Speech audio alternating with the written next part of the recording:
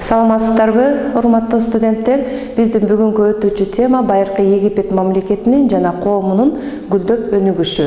Бүгүнкү сабакта биз 18 династиянын фараондорунун саясатын жана Аменхотеп IV-нун диний саясий реформасына көңүл бурмакчыбыз.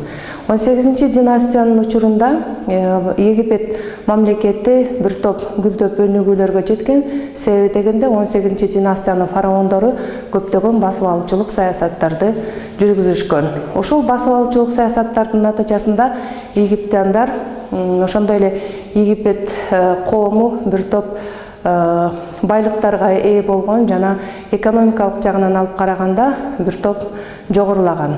18 династиянын фараондорунун бири болгон Тутмос III убагында бул басып алуучулук саясат өзүнүн чоң бир туу чокусуна жеткен деп айтсак болот. Себеби дегенде Тутмос III убагында Египет державасы эң кубаттуу державалардын бирине айланган, территориясы боюнча көп территорияларга ээ болгон.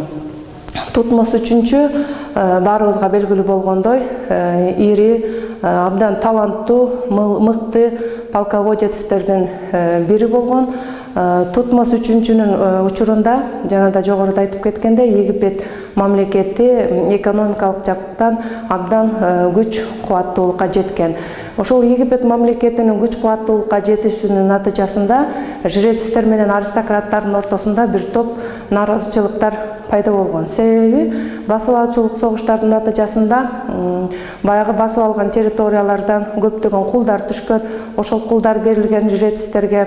Мындан сырткары басып алган территориядан түшкөн көптөгөн байлыктардын бардыгы тең жалпы ошол Египет мамлекетиндеги аристократтарга, диний кызматкерлерге дагы бөлүштүрүлүп берилген.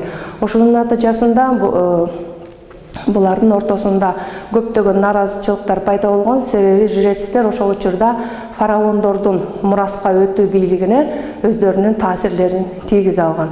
Ошондуктан бул жрецтердин таасирин төмөндөтүү маселеси келип чыккан жана бул ишти фараон Аменхотеп IV-нун убагында ишке ачкан.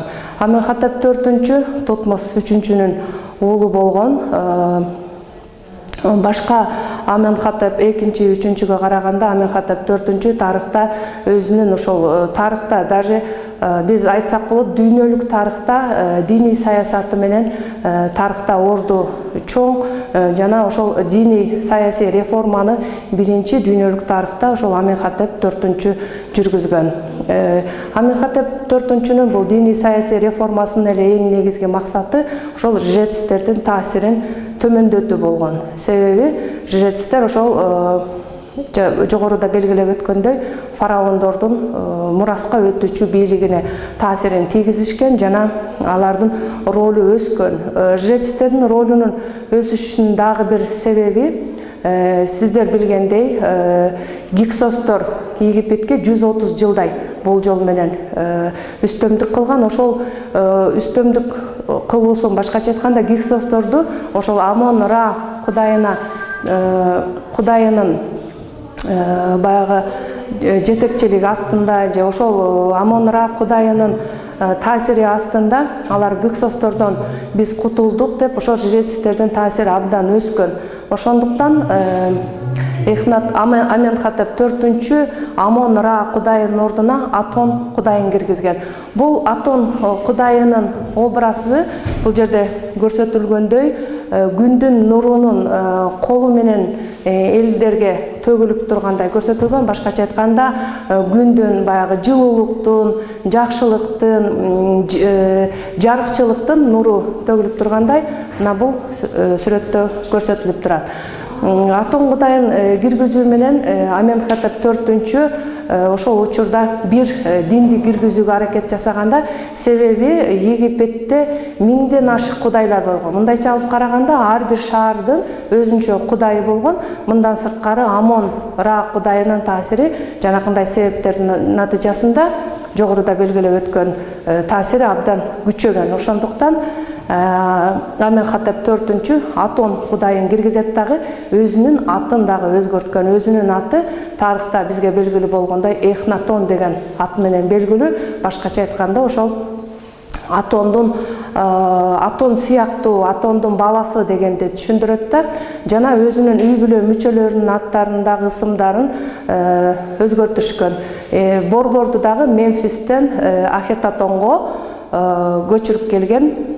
Жана бул диний саясий реформаны жүргүзүү менен Аменхотеп IV жолусу Эхнатондун чоң бир баягы кемчилик катары айтып кетсек болот. Бул тышкы саясатка, жанагы 18 династиянын фараондору жүргүзгөн тышкы басып алуучулук саясатка көп көңүл бурган эмес. Себеби, мунун дагы бир чоң себеби бар. Себеби диний саясий реформаны жүргүзгөндө жана мурда Амон-Ра кудайынын ордуна же болбосо жогоруда белгилеп өткөндөй ар бир шаардын өзүнүн кудайлары болгон деп айттык. Ошол кудайлардын бардыгын жокко чыгарып туруп эле бир кудайды киргизип коюу бул чоң нерсе болгон, жана жалпы эл массасы муну кабыл алган эмес. Себеби дегенде элдин баягы каны жанына мурунку башка өздөрүнүн динине ишенүү алардын каны жанына сиңип калган болчу. Ошондуктан жыйынтыктап айтканда бул Аменхотеп IV Эхнатондун диний саясий реформасы ишке ашкан эмес. Жана ошол диний саясий реформага көбүрөөк көңүл буруу менен Аменхотеп IV өлкөдөгү искусствого дагы чоң көңүл буруп кеткен. Ошол учурда бизге белгилүү болгон Нефертити Аменхотеп IV аялына дагы ошол атайын рельеф даярдалган, статуясы даярдалган болчу.